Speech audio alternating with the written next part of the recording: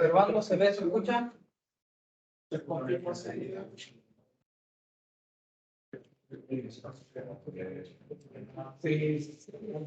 Se ve y se escucha. Perfecto. Vamos a empezar con la siguiente charla. En esta ocasión tenemos al doctor Aldo Delgado, quien es el director de la principal institución que está llevando a cabo esta escuela, el Instituto Milenio de Investigación en Óptica, MIRO. Así que, bueno, en esta charla nos va a contar un poco, va a presentarnos el instituto, va a contarnos un poco lo que hace y, bueno, lo más entretenido es que nos va a contar un poco de las cosas cuánticas que se hacen en Chile. Porque sí, hacemos cosas cuánticas. Así que, bueno, adelante, profesor.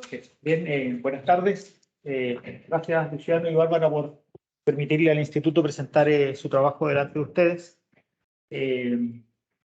Esto va a ser una presentación muy simple, no tiene ecuaciones, así porque ya tuvieron su daily fix de matemática con Sebastián, ¿cierto? Sufrieron suficiente. La idea de esta presentación es contarles a ustedes básicamente qué es lo que hacemos en Chile en el área de la mecánica cuántica y en general en el área de la óptica. En el área de la óptica. Nosotros comenzamos aquí en Concepción aproximadamente el año 2003-2004 con el sueño de desarrollar capacidades de investigación experimental. Hasta el 2003 todo lo que hacíamos en Concepción, se había hecho hasta la fecha en el área de la mecánica cuántica, era básicamente teórico. Y era así porque, bueno, nosotros los físicos teóricos, pues yo soy físico teórico, somos sumamente baratos. A nosotros nos pasan un computador, conexión a internet, una máquina que haga café y sobrevivimos de aquí hasta el final de los tiempos. ¿Sí? Es lo único que necesitamos. Pero lamentablemente el Big Bang creó algo que se llama físico experimental, ¿sí? Y que es muy caro, ¿cierto? Y se toma todo el café más encima. Realmente es malo. Y en colaboración con estos seres especiales se nos ocurrió la idea de, bueno, vamos a hacer física experimental en serio. Y eso comenzó en 2004 hasta hoy en día 2023. O sea, es una historia como de 20 años más o menos, en la cual hemos puesto mucho trabajo. Hemos tenido que vender nuestra alma muchas veces a muchos acreedores, ¿cierto? Para que nos dieran dinero y nos creyeran de que realmente éramos capaces de hacer física experimental. El esfuerzo de esos 20 años y de haber vendido el alma varias veces es lo que hoy en día llamamos el Instituto Milenio de Investigación en Óptica. Bueno, el instituto básicamente está fundado para hacer investigación en el área de la luz. Nosotros investigamos las propiedades fundamentales de la luz y una vez que conocemos estas propiedades fundamentales, intentamos controlarlas y ver si es que es posible además aplicarlas para resolver algún problema de interés práctico, en particular problemas de interés económico. ¿Ya? Ahora, ¿cómo pretendemos nosotros lograr este objetivo? Primero, desarrollando una red de facilidades experimentales a lo largo de Chile. Si bien es cierto, el objetivo inicial, el año 2003, fue crear laboratorios de investigación en física cuántica aquí en Concepción, nos encontramos en el transcurso del tiempo con otros investigadores a lo largo de Chile que también tenían interés de formar laboratorios. Y nos llevamos la sorpresa, además, de que eran laboratorios en el área de la óptica. Entonces nos pusimos de acuerdo y dijimos, bueno, no solamente vamos a desarrollar la mecánica cuántica experimental, sino que vamos a tratar de funcionar todos juntos y desarrollar las capacidades experimentales de investigación en la óptica en su sentido más general, para tratar de agrupar la mayor cantidad de personas que tuviesen el mismo objetivo, ir hacia la zona experimental. Legalmente estamos constituidos como una corporación sin fines de lucro. Es decir, el instituto existe como persona legal, tiene un RUT, tiene un directorio, tiene una junta de socios y tiene estatutos, ¿cierto? Y le rendimos cuentas al Servicio de Impuestos Internos.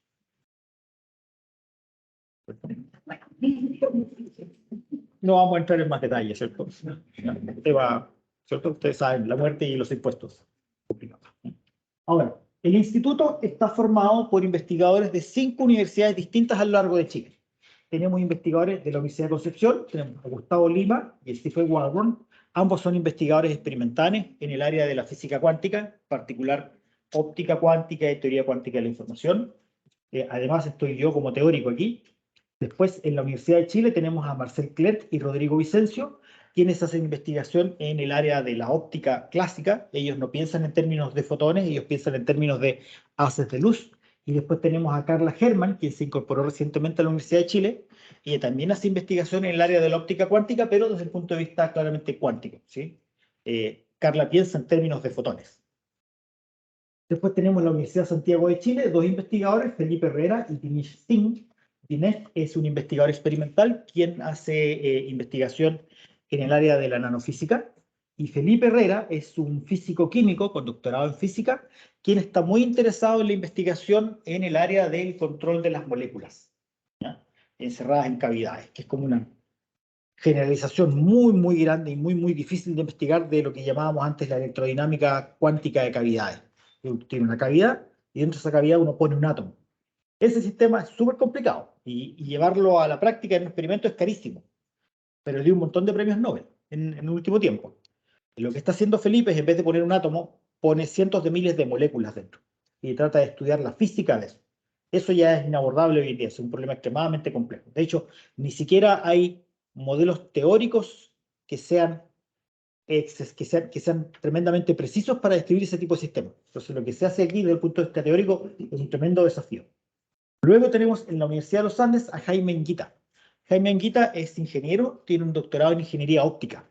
Lo que él hace es estudiar la propagación de información a través de haces de luz en espacio abierto. Ustedes tienen, por ejemplo, dos zonas que tienen línea de vista, y lo que hace Jaime es intentar enviar información codificada en luz desde un punto a otro. ¿Dónde está el problema? Que en medio ustedes tienen la atmósfera, y la atmósfera tiene variaciones salvajes de propiedades a lo largo del día, ¿ya? Entonces, mandar la información desde un punto hasta otro a través de la atmósfera también tiene grandes desafíos, ¿no? Ese es el problema que aborda Jaime Anguita. Y después tenemos en la Universidad Católica al doctor Birger Seifert, cuya especialidad básicamente es la estimación de campos electromagnéticos ultra intensos y ultra cortos. O sea, en algunas aplicaciones uno tiene que generar un campo electromagnético, pero ese campo electromagnético tiene que tener una intensidad muy grande y una duración muy corta. El fabricar ese tipo de campo electromagnético es difícil y el diagnosticarlos también. La especialidad de Birger es justamente esa, diagnosticar ese tipo de campos electromagnéticos. Juntos todos formamos el grupo de los investigadores asociados que dan origen al instituto. Ahora, el instituto está organizado en torno a 4 áreas temáticas de investigación, que son las que llamamos nosotros las líneas de investigación. Una línea de investigación es luz cuántica, que es básicamente lo que hacemos aquí en Concepción. Lo que hace Stephen Walborn, junto con Gustavo Lima y investigadores jóvenes que se han ido sumando a nuestro grupo, como Esteban Sepúlveda, Jaime Cariñe, Gustavo Caña, Gabriel Saavedra. Eso lo llamamos luz cuántica. La otra línea es comunicaciones ópticas, que es lo que hace Jaime Anguita en la Universidad Católica. Redes fotónicas y formación de patrones. Esto es básicamente lo que hace Rodrigo Vicencio y Marcel Clerc en la Universidad de Chile, ¿ya? ¿Qué es lo que hace Rodrigo Vicencio? Lo vamos a ver un poquito más adelante en más detalle y se los adelanto ahora. Rodrigo es capaz de, en cristales, grabar guías que permiten la propagación de la luz. Y haciendo uso de estos canales para la propagación de la luz, ¿cierto? Es capaz de simular la física de sistemas que son más complejos. En particular, usando luz y estos canales para que se propague la luz, eres capaz de simular lo que pasa en sistemas como, por ejemplo, la propagación de electrones en conductores por medios estructurados. Entonces, usamos un sistema y la luz para simular lo que vemos en otro sistema. ¿A qué suena esto? Suena como a computación cuántica, ¿cierto? Estamos usando un sistema para simular otro. Entonces, la lógica es más o menos la misma.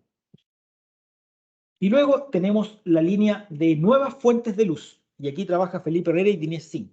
¿Qué hacen ellos? Bueno, Felipe y Dinesh tienen una especialidad que es la de los compuestos metalorgánicos, ¿cierto? Son unos compuestos químicos que están formados por sustancias metálicas, sustancias orgánicas, que tienen una química que es salvaje, ¿ya? Pero que Dinesh puede manipular muy bien en su laboratorio. Entonces, lo que se plantearon Dinesh y Felipe al comienzo del instituto fue, bueno, ¿qué pasa si dentro de todos estos compuestos posibles, dentro de los cuales hoy en día hay aproximadamente 70.000, buscamos algunos que tengan propiedades ópticas interesantes.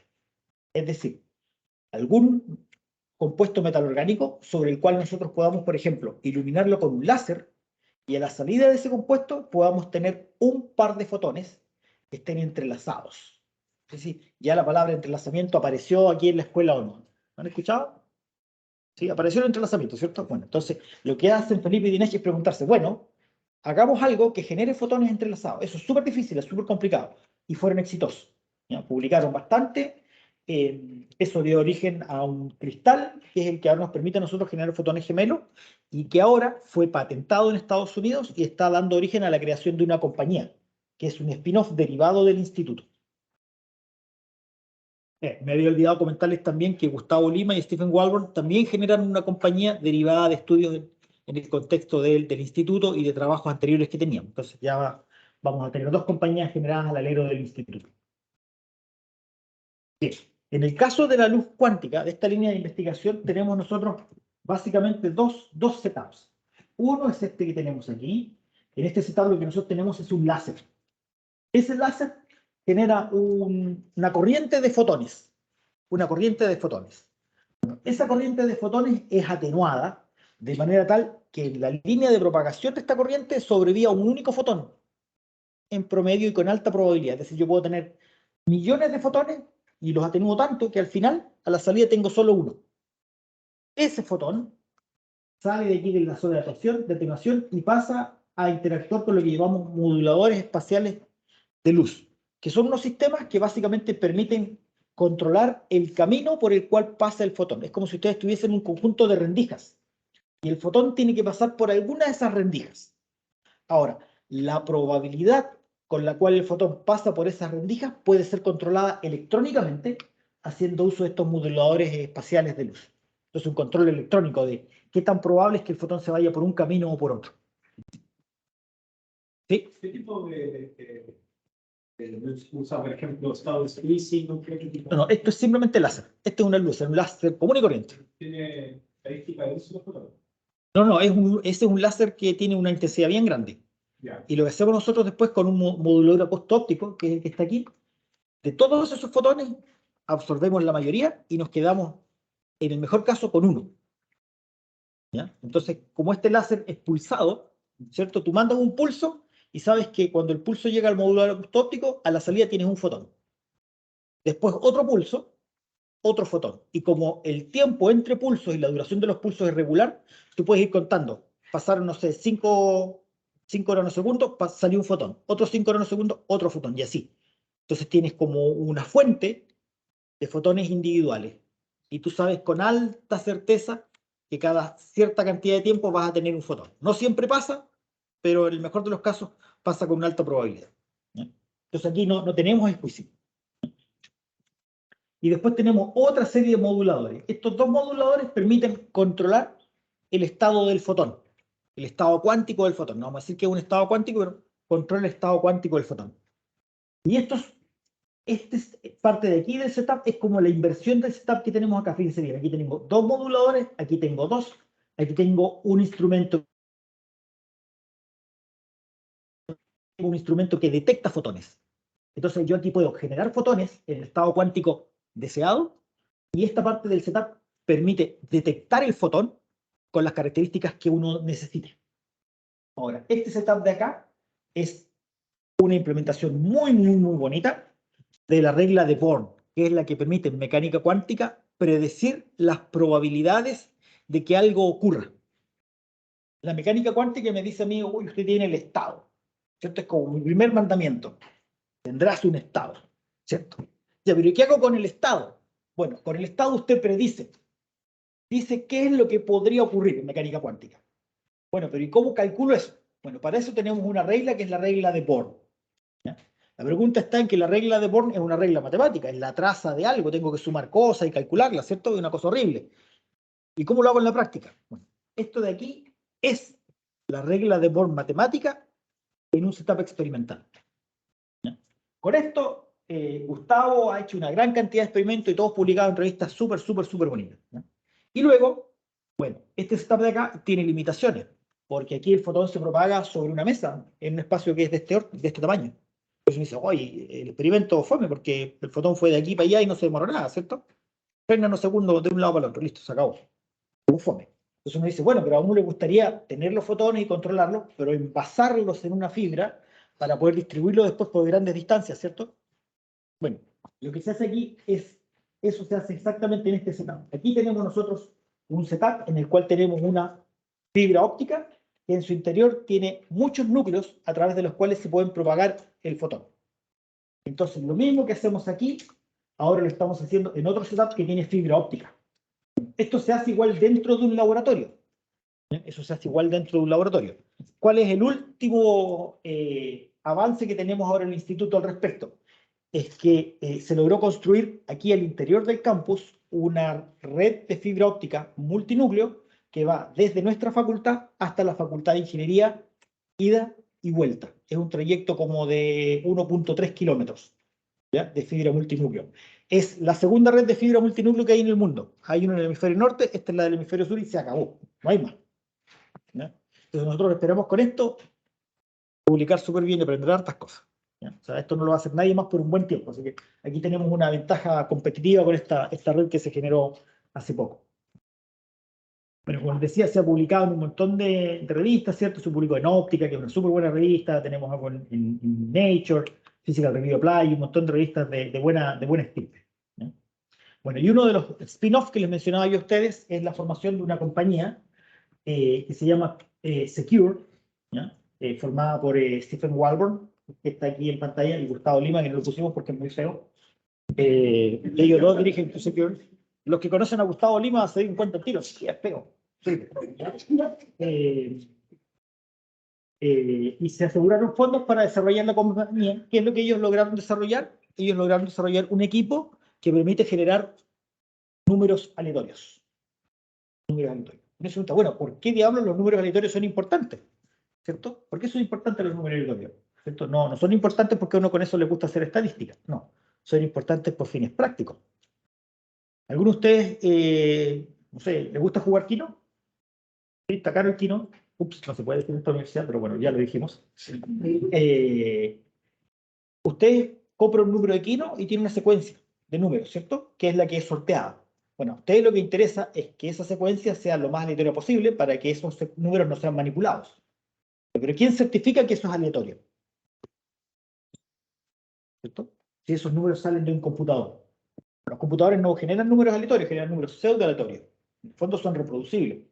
Entonces, bueno, lo que inventaron Gustavo y Stephen fue una máquina que genera una secuencia de números aleatorios de la cual podemos tener certeza, es decir, es posible certificar que realmente es una secuencia aleatoria, ¿ya?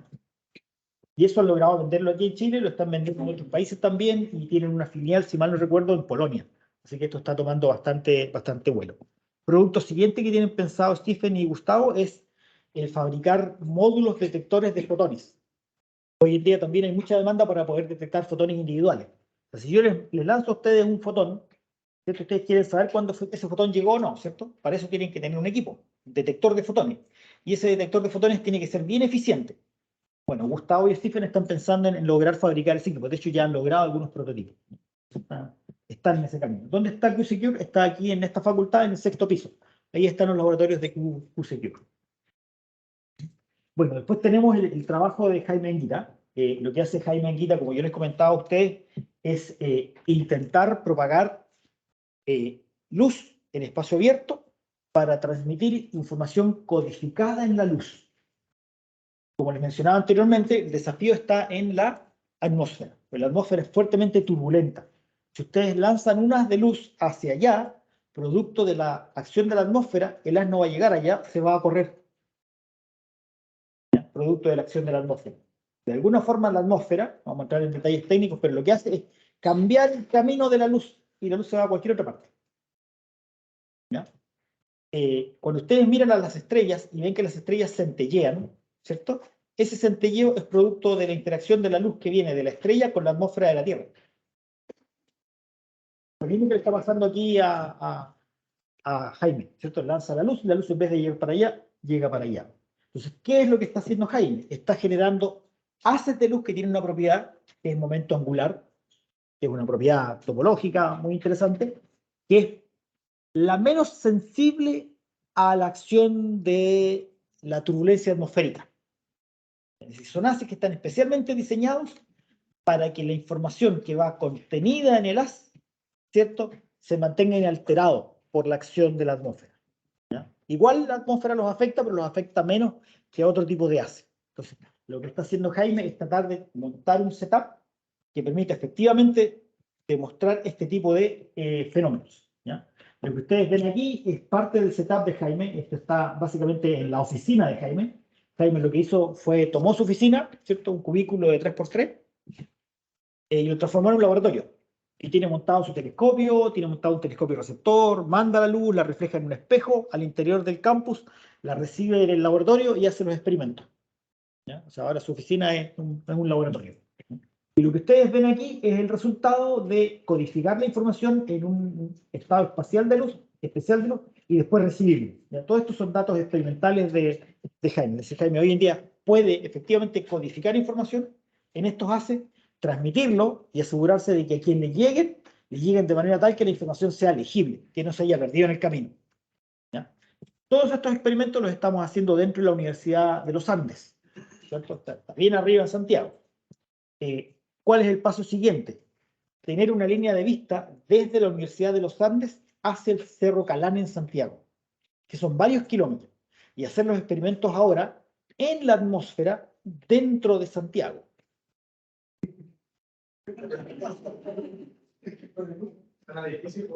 Está difícil, ¿cierto? Está difícil, ¿cierto? Exactamente. Está como complicado el desafío, ¿cierto?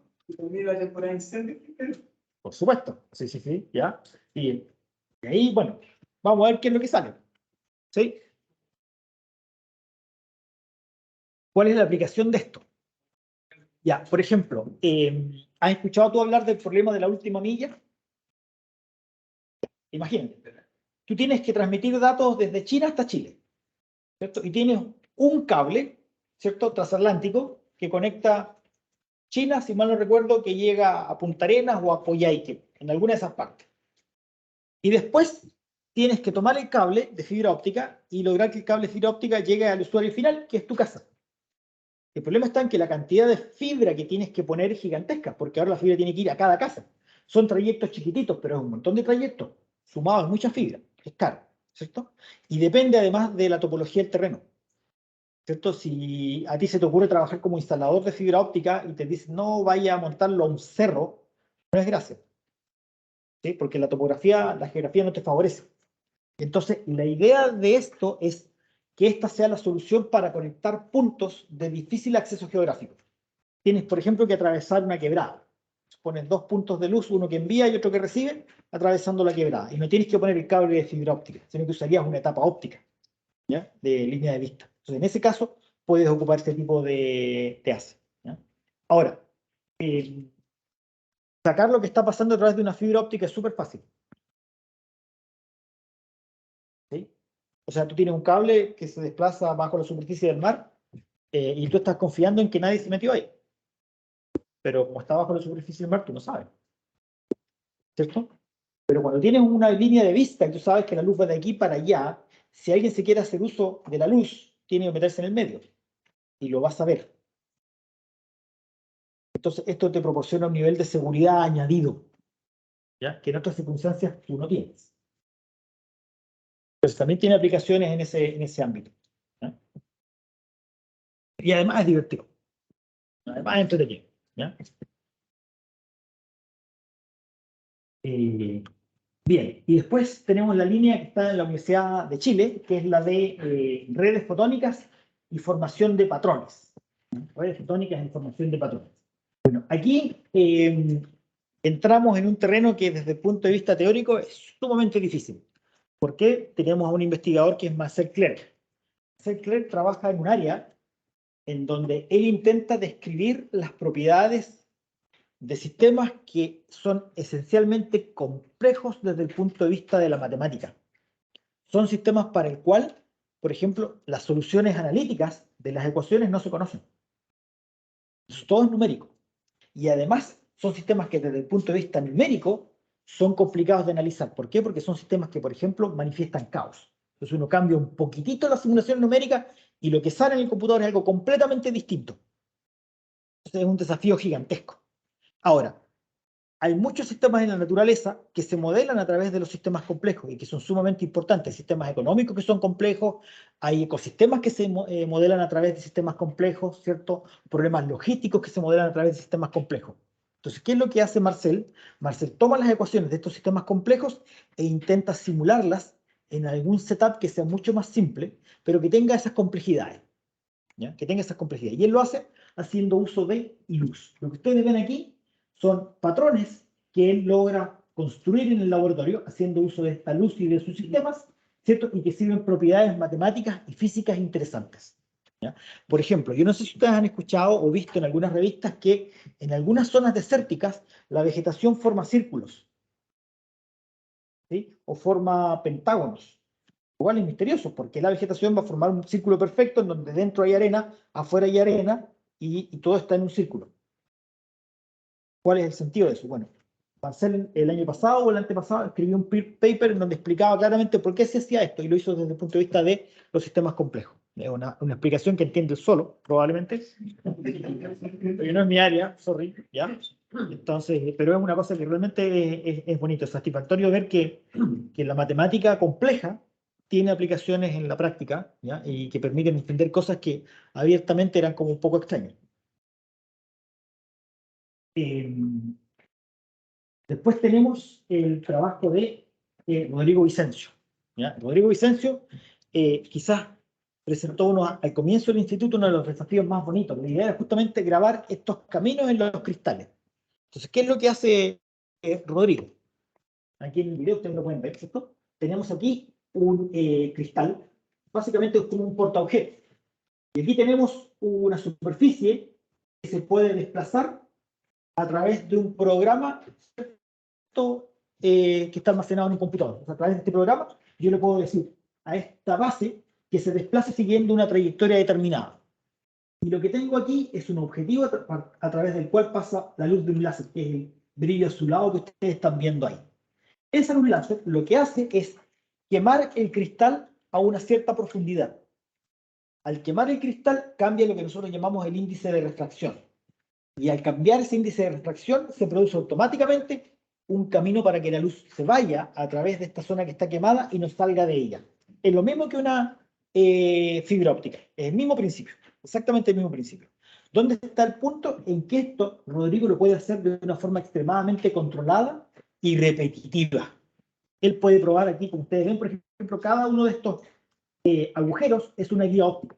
Es como que tengo el trozo de cristal y lo estoy viendo desde aquí hacia allá. Entonces, tenemos la cara del cristal. Ustedes ven aquí que introduce luz y al final del cristal sale luz por cada uno de esos caminos. ¿Ya? Sale luz por cada uno de esos caminos. Ahora, ¿qué es lo interesante de esto? Es que siendo este un sistema que uno dice, pero ¿cómo es esos caminos de la luz? Bueno, se ve muy simple, pero dependiendo de la geometría de estos caminos, de qué tan cerca estén, de qué tamaño sean estos caminos, qué geometría sean los caminos, pueden ser elípticos, pueden ser circulares, ¿cierto? Uno puede manipular la probabilidad de que los fotones que van en un camino pasen a los caminos adyacentes.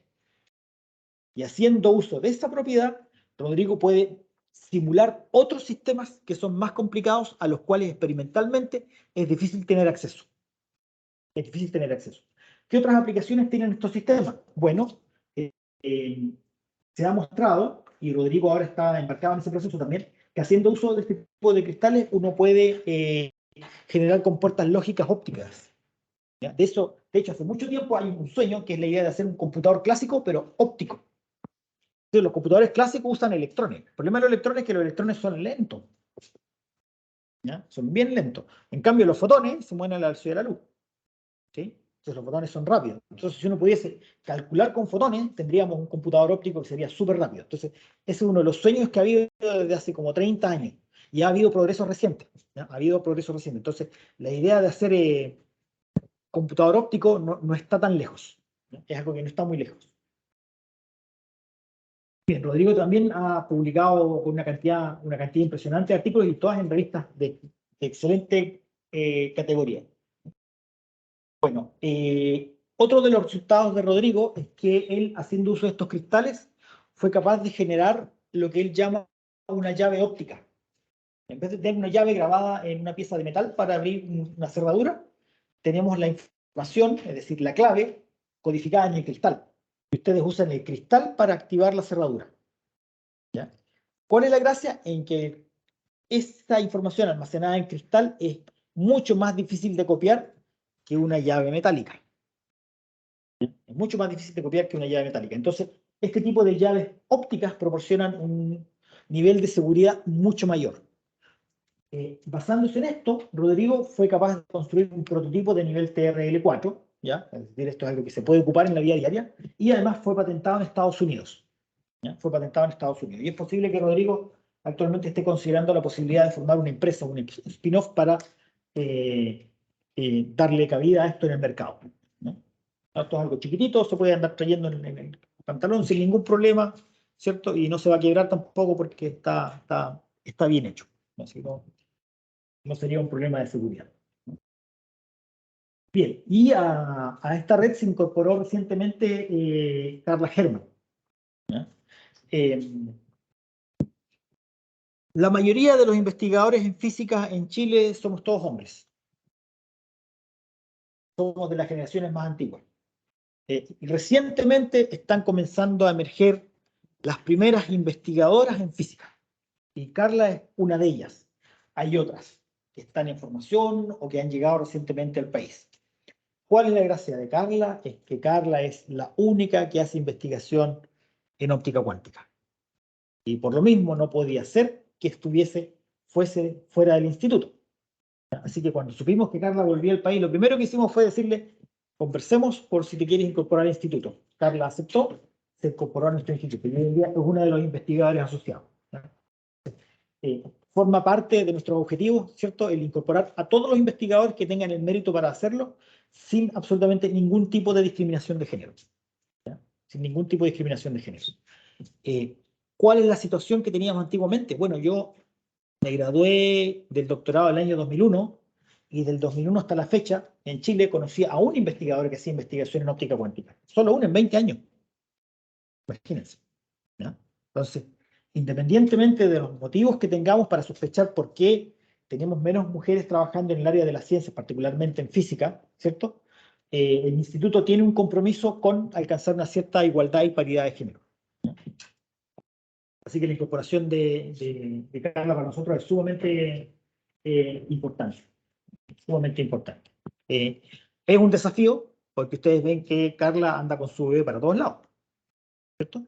No, eso no es fácil. Tiene que andar con su mamá al lado. Carla ahora, por ejemplo, en marzo viaja a Estados Unidos a presentar sus trabajos en una conferencia muy grande, el March Meeting de la APS en Estados Unidos.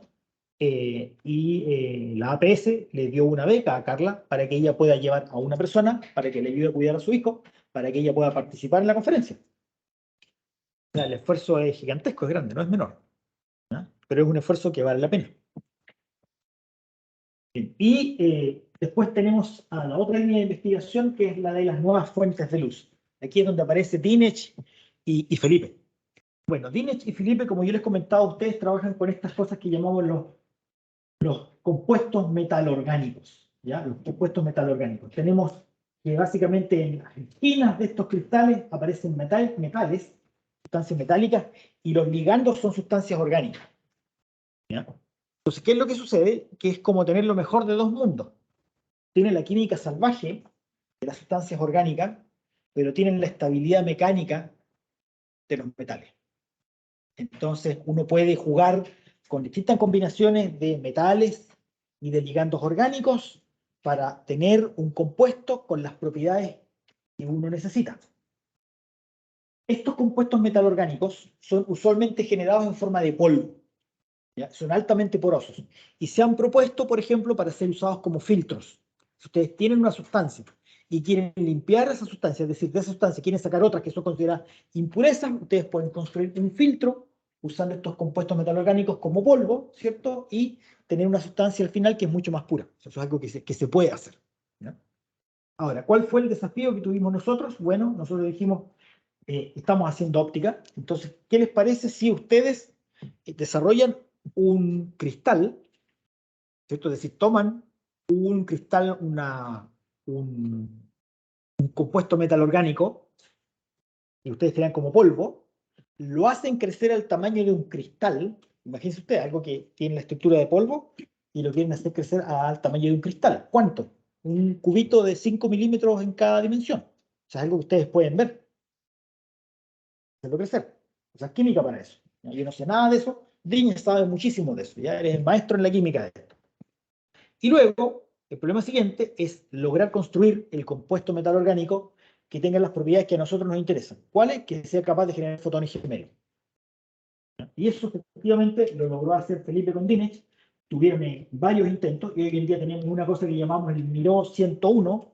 Es un cristal que ha demostrado ser terriblemente efectivo, es decir, es capaz de tener generación de segundos armónicos y además genera pares de fotones gemelos.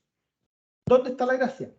En que el costo de fabricación de estos cristales es del orden de los $200, $250, y cuando nosotros compramos uno en una empresa privada en el extranjero, Exma, por ejemplo, son cristales que cuestan $5.000, $7.000. Entonces ustedes ya saben para dónde va el negocio, ¿cierto? O sea, el instituto tiene que vivir de algo, ¿cierto? Las conferencias no se pagan solas, ni las escuelas tampoco. Alguien tiene que poner el dinero. Y no es que seamos un bien de mercado, por si acaso. Simplemente en realidad hay que pagar las cosas. Entonces, todo este tipo de cosas nos ayudan. Bueno, ellos probaron con varios compuestos, ¿cierto? Varias cosas, y al final el resultado fue este. Entonces, aquí tenemos un cristal que tiene 4,7 milímetros, básicamente en una de sus dimensiones, otro que tiene casi 6, uno que tiene 2, ¿cierto? Y hemos tenido cristales con distintas opacidades y distintos colores. ¿Ya? Entonces, aquí hay muchos intentos, muchos resultados. Estamos todavía en una etapa exploratoria, pero el resultado principal que queríamos tener ya lo podemos probar y está a punto de ser publicado en una revista interesante. Bien, ahora, nosotros hacemos mucha ciencia en nuestra área, tratamos de hacer la mejor ciencia posible, es decir, tratar de publicar en las mejores revistas, ¿cierto?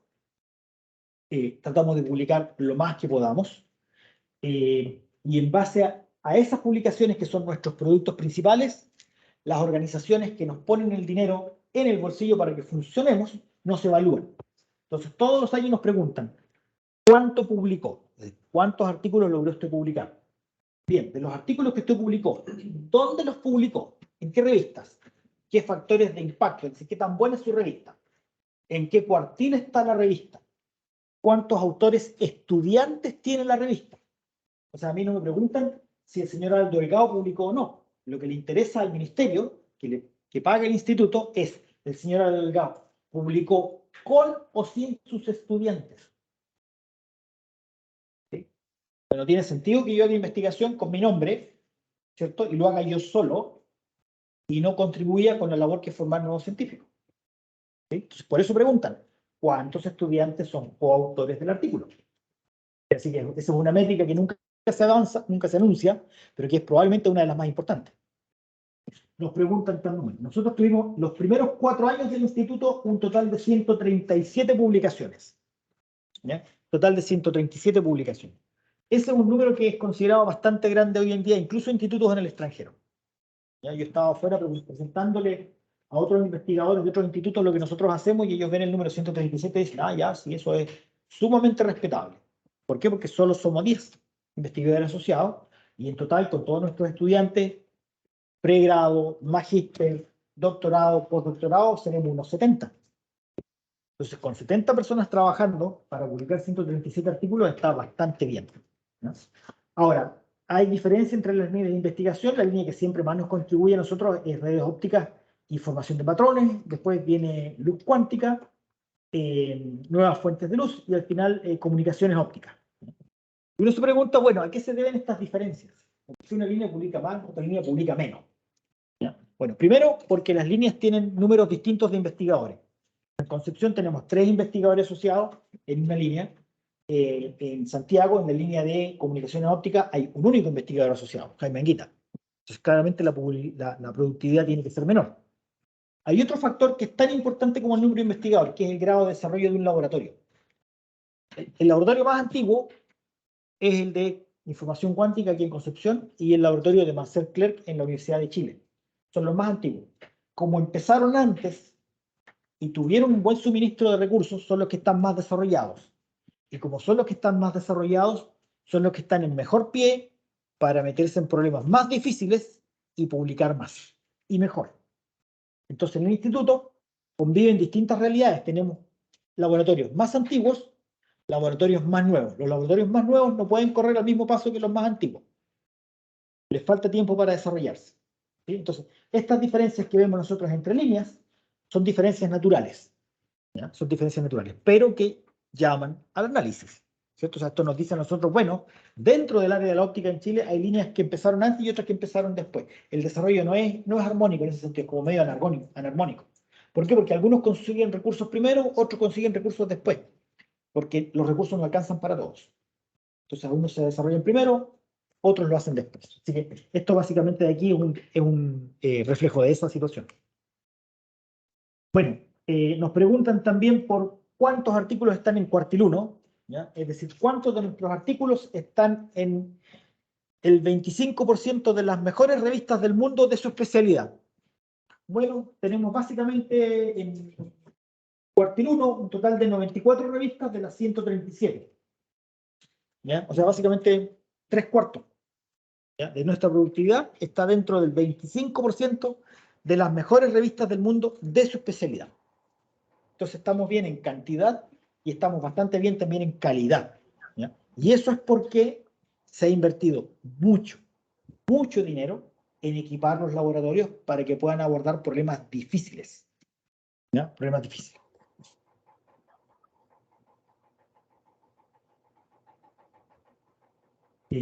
Bueno, con respecto al entrenamiento de investigadores jóvenes, bueno, básicamente tenemos en total 50 investigadores entrenados hasta la fecha. Gente que ya ha obtenido a los distintos niveles de formación, ¿cierto? Postdoctorado e investigadores jóvenes.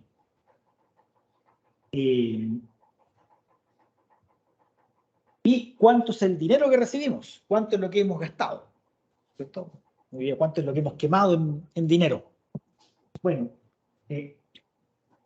hasta la fecha, en recursos humanos, hemos gastado 1.536 millones de pesos.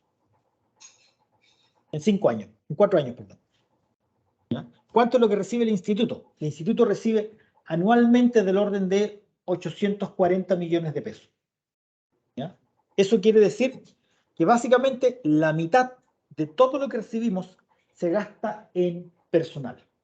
¿Qué significa personal? Significa los honorarios de los investigadores, porque en Chile los investigadores asociados reciben honorarios desde los proyectos, el personal administrativo, nosotros tenemos un director ejecutivo, tenemos una encargada administrativa, tenemos una encargada de comunicaciones, ¿cierto? Entonces personal que hay que pagar, full, sueldo full, se paga del dinero del instituto, porque no son personal que esté contratado por las universidades. El sueldo de los profesores viene de las universidades, ¿ya? Entonces lo que se paga al instituto es un complemento de sueldo, un honorario, que tiene topes fijados por la NIT. Nosotros estamos a 3/4 del tope.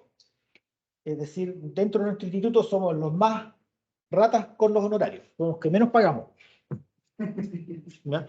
A los investigadores, ¿ya? No a los estudiantes, a los investigadores es lo que menos pagamos, ¿ya? Después pagamos becas, pagamos incentivos a los estudiantes de pregrado, se pagan becas de magíster, se pagan becas de doctorado y se pagan becas de postdoctorado, ¿ya? Se pagan becas de postdoctorado. Tratamos de pagar las becas más altas que podamos sin dejar de cumplir los objetivos científicos del instituto.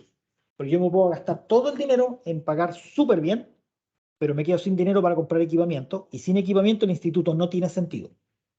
¿Ya? O sea, todo el sentido del instituto está en los laboratorios. Esa fue la decisión inicial. Eso es lo que le da origen, ese es el corazón del laboratorio, del instituto. Los laboratorios. Si no tengo dinero para los laboratorios, el instituto no tiene sentido.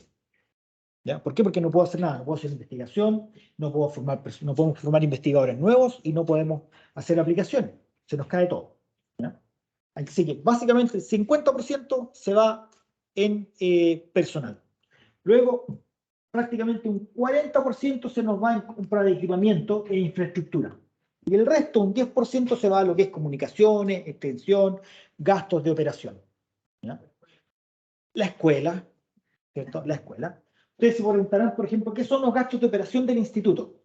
¿Qué son los gastos de operación? Bueno, resulta que el instituto tiene que estar constituido como una corporación, tiene que tener personalidad jurídica, ¿cierto? Como tenemos personalidad jurídica, tenemos que cumplir con ciertos actos administrativos frente a tribunales, ¿cierto? Y frente a servicios de impuestos internos. ¿Sí?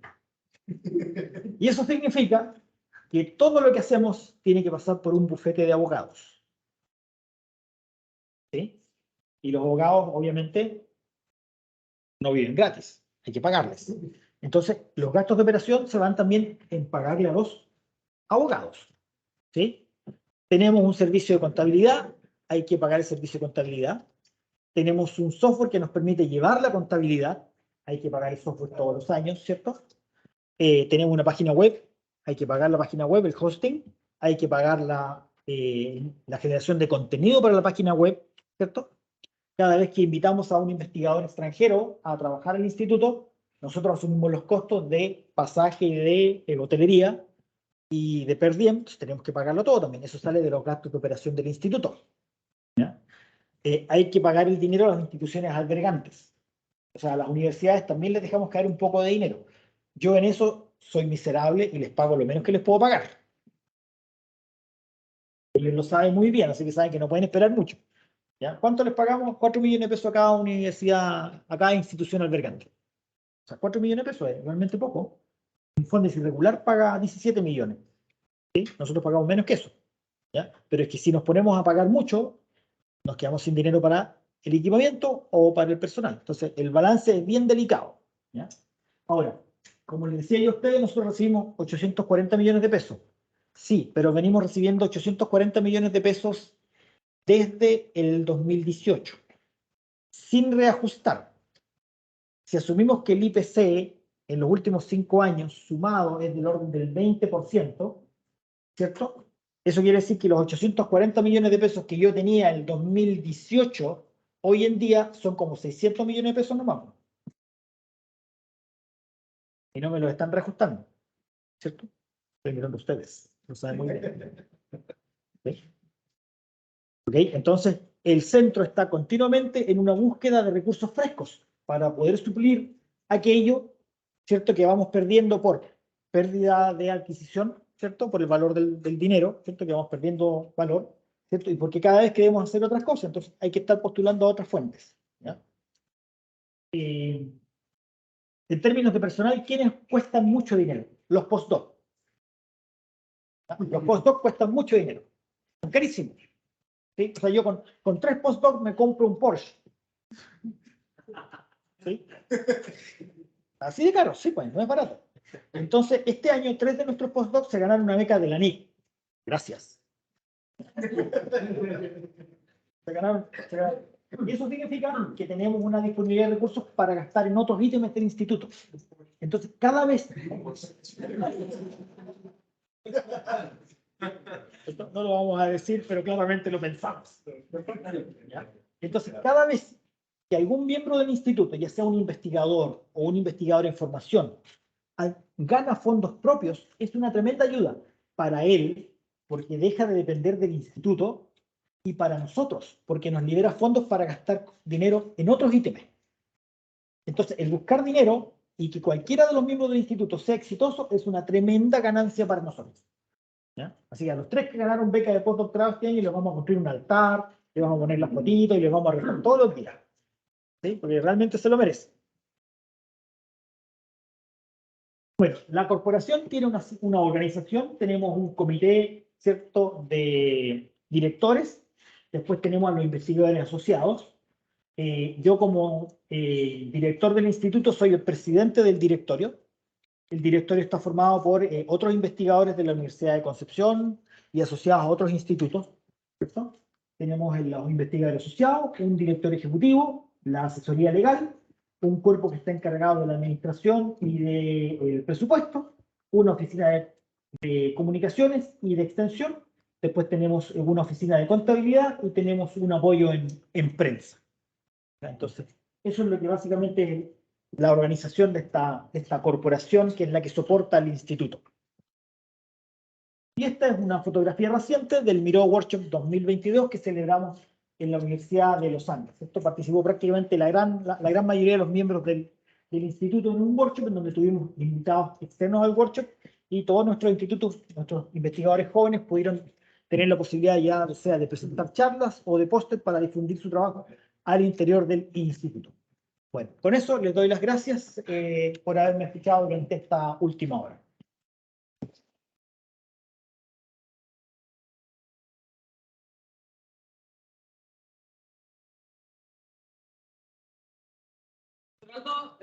¿Hay preguntas? Bueno, hay 3 preguntas por aquí. Los temas que se van trabajando nacen de inquietudes psicoanalíticas que lo puedo un día hacerlo, vienen de privados, ¿de dónde vienen los temas? Típicamente, los trabajos de investigación nacen a partir de las preguntas de los mismos investigadores. ¿Cierto? Que tienes un investigador que hizo el doctorado, eso le permitió a él conocer cierta área del conocimiento y entender cuáles eran las preguntas fundamentales de esa área. En torno a esas preguntas tú vas elaborando, ¿cierto? Y respuestas a una pregunta siempre traen más preguntas. Entonces es una cadena que no termina, ¿ya? Ahora, este es un problema súper interesante porque uno está acostumbrado a que las preguntas salgan de los mismos trabajos de uno o de los trabajos de colegas, ¿cierto? Pero de pronto no falta el investigador en formación, el investigador joven que dice, oigan, ¿saben? Yo tengo esta pregunta. Y la hace en una reunión y todos los investigadores profesionales, ¿cierto? Quedamos así con cara como de, yo no lo había pensado nadie antes. Esa es una súper buena pregunta. ¿Ya? Entonces siempre estamos poniendo atención. ¿Ya? ¿Qué fue lo que dijo tal tipo? ¿Qué fue lo que dijo la visita que vino a vernos? ¿Cierto? ¿Qué fue lo que dijo el estudiante que pareció tan interesante en la clase que estábamos dando? Hizo una pregunta. ¿Cierto? Yo una vez fui a dar una charla a un colegio aquí en Concepción, di la charla y de pronto una de las alumnas me dice, profesor, ¿y sería posible tomar un fotón y convertirlo en 2? Eso es lo que hacemos en los laboratorios. Una pregunta excelente de una persona que no sabía nada de física, no es profesional de investigación, pero la curiosidad estaba ahí, en ese cerebro. Entonces, ponemos atención a todas las preguntas, ¿ya? Porque tú nunca sabes qué tan buena puede ser el resultado a responder esa pregunta. ¿Por ahí había otra pregunta? Por allá. Yo creo que la mujer, gente que trabaja en el instituto y alguien que el pero un poquito antes de eso, ¿cómo es que nosotros se conocían de antes o ustedes sabían que había unos laboratorios que hacían algo similar a ustedes y los contactaron, que eran por él, los proyectos? ¿Cómo fue el paso? Bueno, aquí siempre hay un poco de historia. Yo hice el magíster aquí en la Universidad de Concepción, hice la licenciatura y el magíster. Cuando yo estaba haciendo el magíster, estaba trabajando con un profesor que ya no está en la Universidad de Concepción, se jubiló, y paralelamente llegó a trabajar Carlos Saavedra, quien es ahora el rector de la universidad. Entonces Carlos llegó con la idea de hacer óptica cuántica, y a mí lo de la óptica cuántica me gustó. Yo estaba haciendo antes teoría cuántica de campo, completamente distinta. Pero la óptica cuántica me gustó, ¿por qué? Porque se podía ver en el laboratorio. Entonces empecé a trabajar con Carlos y terminé haciendo la mitad de mi tesis con él. Después dije, ya voy a ir a hacer el doctorado. Y Carlos me dice, bueno, pero si te vas a hacer el doctorado y lo haces en información cuántica, podrías pensar en volver y formamos un grupo de información cuántica. Ya, perfecto, me fui a hacer el doctorado. Yo visité a Carlos cuando él estaba en Austria, él me fue a visitar a Alemania también, así que seguimos en contacto. Me fui a hacer el postdoctorado a Estados Unidos, y de Estados Unidos, de repente me llama Carlos y me dice, Aldo, existe la posibilidad de un contrato aquí en la Universidad de Concepción. Si te vienes, formamos un grupo de información cuántica, pero queremos ir en la parte experimental. ¿Ya? Sí. Suena difícil. Me gusta. ¿Ya? Yo generalmente me meto en problemas en los cuales no conozco la respuesta. ¿Ya? Lo cual es bueno, porque siempre vas a terminar aprendiendo algo, pero es malo porque no necesariamente lo vas a publicar. ¿Sí? Entonces, bueno, esa es mi forma de trabajar.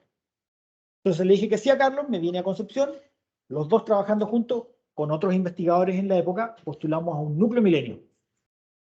Nos ganamos un primer núcleo. ¿ya? Que era como un instituto pero pequeñito. Y ahí empezamos a trabajar en conjunto y nos empezamos a conocer. Entonces, al final de cuentas, la asociatividad entre investigadores se da fundamentalmente por dos cosas. Porque tienes una historia común con ellos, ¿cierto? Al final de cuentas terminas siendo amigos, ¿ya? O porque dentro del mismo trabajo terminan teniendo temáticas que son similares. Y el trabajo entre ustedes es agradable y no se quieren matar. ¿Cierto?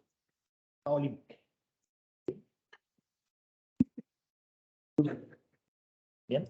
Entonces, empezamos con el núcleo, continuamos con otro núcleo, seguimos con otro núcleo, y en el intertanto, tú vas conociendo investigadores en Chile. Y algunos se interesan por lo que tú haces. No en la parte científica, no en los problemas que estás abordando, sino en cómo estás sacando el laboratorio adelante. Porque ellos también quieren sacar un laboratorio. Y ahí comienza la asociatividad. ¿Por qué? Porque tienen intereses comunes y porque la receta tuya les puede servir a ellos. ¿Ya? Entonces, cuando se dan cuenta de que tú estás dispuesto a entregarles toda la receta sin pedirles nada a cambio, es un salto de fe, ¿cierto? Esas personas dicen, este tipo no es tan malo como me dijeron que era, ¿cierto? Puedo trabajar con él, y así comienza la asociatividad y es lo que da después origen al instituto. Yo a todos los colegas que están en el instituto los conocí previamente gracias a otros proyectos, ¿sí? Y me llevé relativamente bien con ellos.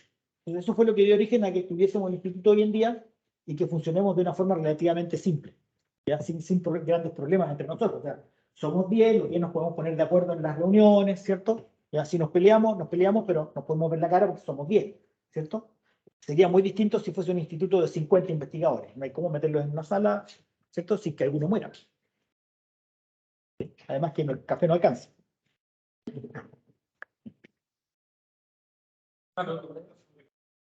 Que se dedican a sentidos albergantes. Sí. El monto de eso es algo que se acuerda al momento de conformar el instituto.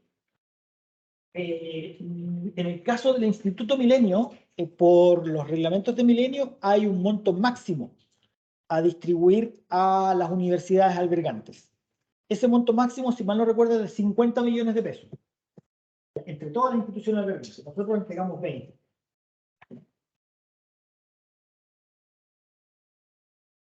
Sí.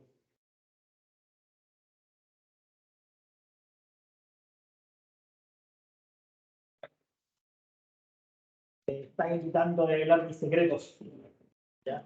Pero no, mira, para mí la cosa es súper simple. El que no pide mucho no paga mucho. Entonces, ¿qué hago yo? A las universidades no les pido nada.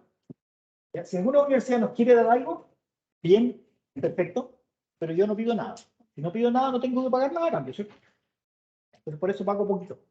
¿Ya? Pero hay universidades que con nosotros se han portado muy bien. Por ejemplo, la Universidad Católica puso dinero para un postdoc, la Universidad de Santiago de Chile puso dinero para un postdoc también, ¿cierto? La Universidad de Chile nos ha dado dinero para infraestructura, para tener laboratorios nuevos, y nos ha dado bastante, ¿cierto? Entonces, en ese sentido, las universidades se han ido portando bien. La Universidad de Concepción nos ha permitido a nosotros contratar investigadores. Gracias a eso logramos contratar a Stephen Waldron, por ejemplo, y ahora es miembro del instituto. ¿Ya? Entonces, en el transcurso del tiempo, cuando las universidades ven que, si bien es cierto, tú no tributas mucho dinero, porque tienes buenas razones para no tributar mucho dinero, pero empiezas a obtener resultados, entonces se dan cuenta que es bueno que tu instituto esté funcionando. Y en base a eso después tú negocias otras contribuciones, ¿ya? Pero es en base a haber mostrado resultados claros. La última pregunta, no sé si hay preguntas online. Entonces no hay pregunta online. La última pregunta es.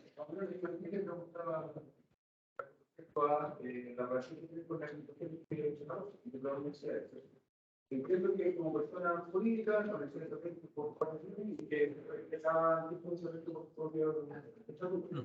Ahora, esa es mi pregunta. ¿Cómo se relaciona el instituto con cada universidad de secretaria? ¿Hay independencia en la dirección que salga del instituto? ¿O hay una vinculación, hay una relación vinculante en el campo?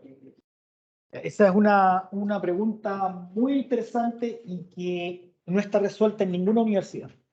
¿Ya? ¿Por qué? Porque si bien es cierto, nosotros el Ministerio, a través del programa de la NIC, donde está albergado la Iniciativa Científica Milenio, nos piden a nosotros que tengamos personalidad jurídica para ser independientes de las universidades. No debemos olvidar que son las universidades quienes pagan nuestro sueldo. Y por lo tanto, Claro, dentro de la corporación yo soy independiente, pero la corporación vive dentro de la universidad. Y por lo tanto, en la práctica, no lo soy, porque le debo mi trabajo a la universidad. ¿Sí? Entonces, la relación entre la corporación y las universidades está constreñida por ese hecho, por el hecho de que ellos nos pagan nuestros sueldos. ¿Ya? Ahora, por ejemplo, en el contexto de la Universidad de Concepción y de otras universidades, si yo en mi trabajo se me ocurre una idea que es patentable, esa idea no es de mi propiedad, es propiedad de mi empleador, porque es mi empleador el que está pagando por el tiempo por el cual yo estoy trabajando. Y todo lo que salga como producto de mi trabajo le pertenece a mi empleador. Eso es parte de mi contrato con la Universidad de Concepción.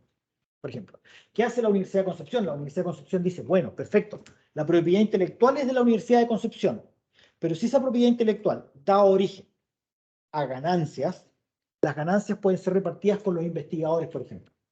Entonces ahí uno entra después a negociar con la oficina respectiva en la universidad. ¿Sí? Típicamente los problemas de relaciones más grandes se dan justamente por los problemas de propiedad intelectual y de las ganancias.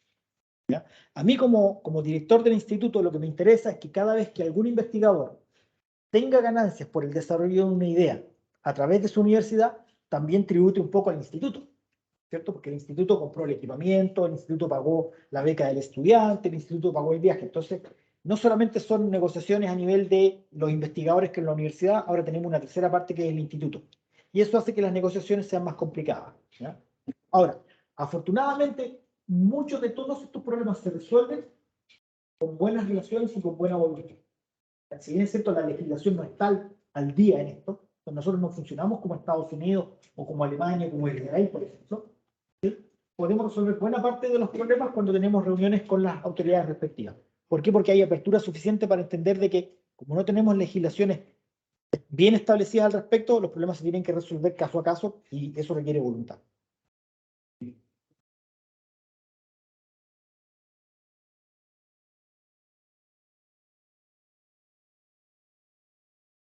Son estatales y son privadas. Pública, privada, y se ve como estatales y la universidad pública, los profesores son funcionarios públicos. Entonces, ahí el tema de la propiedad intelectual complicada. Sí, ahí la negociación es con cada universidad. ¿Ya? Ahí la negociación es con cada universidad. ¿Ya? De hecho, ahora, por ejemplo, tenemos un caso interesante y es que nosotros estamos comenzando un proyecto de extensión que consiste en un curso en línea de óptica a nivel de pregrado y posgrado que va a ser abierto a todos los estudiantes de Chile. ¿Ya? Es a nivel de universidad, no es para colegios, es a nivel de universidad. Y es un curso de óptica, ¿cierto?, en las áreas de competencia del centro. Ahora, hay que desarrollar todo el curso, ¿cierto? Pero ese curso es susceptible de ser protegido intelectualmente. Pero va a ser desarrollado por todos los institutos del centro, entonces tienen que participar todas las universidades. Entonces ahora vamos a tener que realizar un ejercicio súper interesante de conversar con todas las universidades para resolver el problema del patentamiento intelectual, ¿cierto? Porque después este tipo de cursos se pueden prestar para diplomados, y los diplomados, por ejemplo, son pagados. Nosotros a los estudiantes no les queremos cobrar, pero si viene alguien de una empresa, por ejemplo, que puede pagar y que está interesado en hacer el curso, entonces la universidad probablemente va a cobrar en el contexto de un diplomado. Entonces, por eso estas cosas tienen que quedar súper bien resueltas. Gracias por la pregunta, una pregunta que realmente por ahora es algo que no está completamente resuelto. Bueno, hay una pregunta en el chat, ¿cierto? Sí, sí, o sea, hay una persona, pero no puede comentar en el chat, levantó Pero prende el micrófono, que prenda el micrófono. ¿Aló? Hay una pregunta de Francisco Tapia. ¿Ya? ¿Aló? ¿Se escucha? Francisco, ¿puedes encender tu micrófono y hablar? ¿Aló? ¿Se escucha? ¿Se escucha? Sí. Sí, sí se escucha. Gracias. Primero que todo, muy buena charla, maestro. Tengo dos preguntas, en verdad. La primera es como que en una parte de la charla mencionó a unos cristales que generan los pares gemelos de fotones, que en el fondo hacen la conversión paramétrica a segundo armónico. Entonces, en el fondo esos cristales, yo estuve de ayudante experimentalmente en la Universidad de México, en los laboratorios de óptica cuántica. ¿Ya? Y me pregunté lo siguiente, lo que pasa es que se supone que esos cristales están hechos de carbono o variaciones de carbono. Entonces, como se le está inyectando luz, láser, mucho tiempo, la pregunta es la siguiente, ¿cómo ustedes están tan seguros de que esa estructura de carbono en algún momento por la inyección de energía no se vuelve radioactivo en carbono 14? No, mira, antes de que suceda eso, el cristal se quema. ¿Ya? Pero ocurre la transición, ¿no? No, no, no. ¿Y Antes de que cómo están tenga, seguros de eso? porque lo podemos medir. ¿Ya? De hecho, Ya. incluso tú puedes ver ópticamente que se genera un Ujú. daño en el cristal. Es como si hubiese un punto en el cristal en el que explotó algo y se desarmó parte del cristal. Entonces eso es algo que tú puedes ver ópticamente. ¿Ya? Y ocurre a Claro, ciertos niveles de intensidad. O sea, tú sabes que si la intensidad pasa a cierto nivel, el cristal se va a dañar. claro, ¿Ya? de hecho eso Eh, era lo cuando que... el cristal, cuando el cristal se daña, lo que sucede es que se vuelve opaco y la luz deja de pasar. Mm, ¿Ya? Entonces tú ves que la luz mm. está pasando, está generando los fotones gemelos o segundo armónico y de pronto la luz dejó de pasar porque el cristal se hizo opaco por el daño que tiene.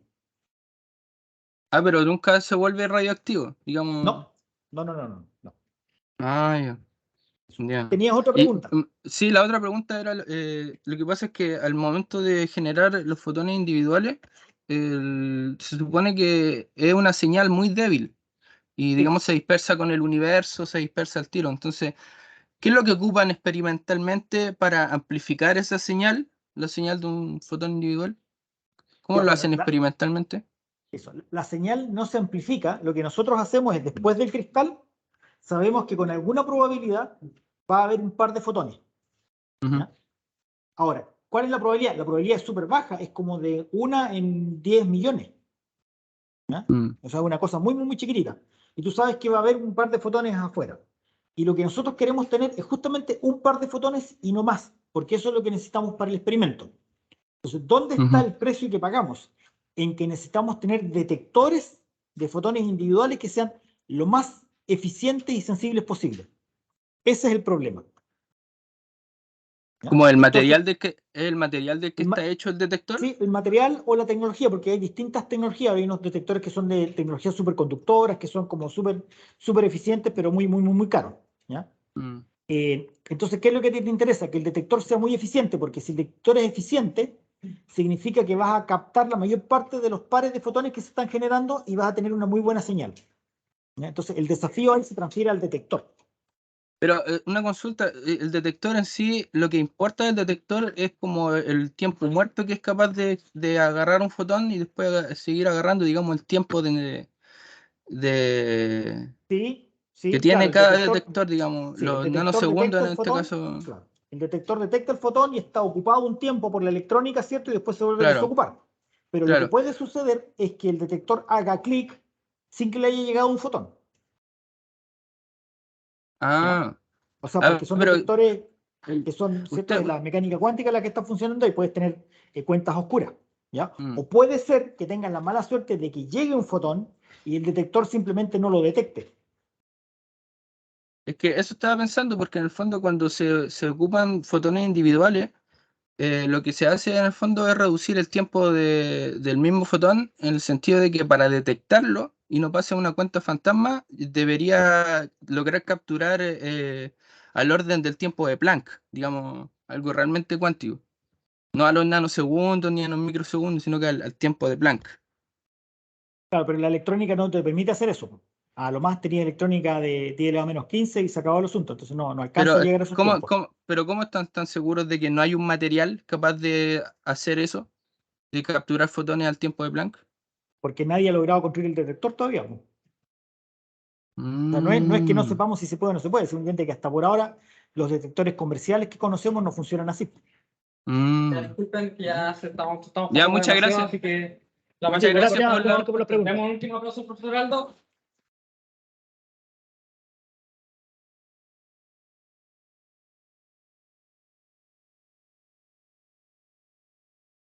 Nosotros lo vamos a tener mañana también por la última charla de la escuela. Sí.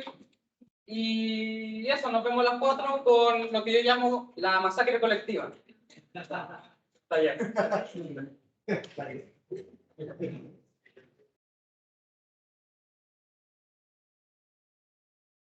Decirles también una cosita que si están interesados en cualquier otra cosa del Miro, el profesor siempre está dando vuelta aquí en la facultad, se pueden acercar a él, no pueden buscar el contacto de la gente del Miro en la página web, ¿cierto?